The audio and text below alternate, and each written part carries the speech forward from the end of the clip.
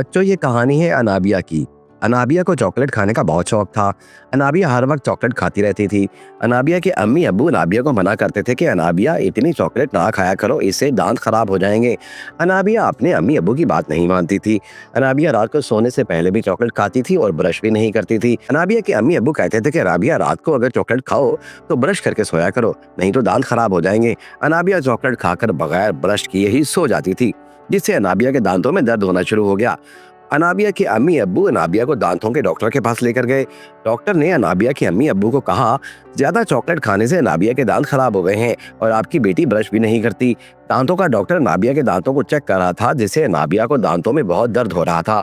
दांतों के डॉक्टर ने कहा, अनाबिया चॉकलेट कम खाया करो और रात को सोने से पहले ब्रश जरूर किया करो। अनाबिया दांतों के डॉक्टर को कहती है, डॉक्टर अंकल, आज से मैं रात को ब्रश करके सोया करूंगी और चॉकलेट कम खाया करूंगी। तो बच्चों, दांतों के डॉक्टर ने अनाबिया के दांत ठीक कर दिए।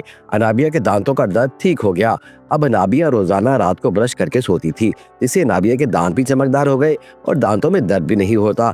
तो बच्चों, रात सोने से पहले अगर आप चॉकलेट खाते हैं तो ब्रश लाजमी करके सोएं, नहीं तो अनाबिया की तरह आपके दांतों में भी दर्द होगा।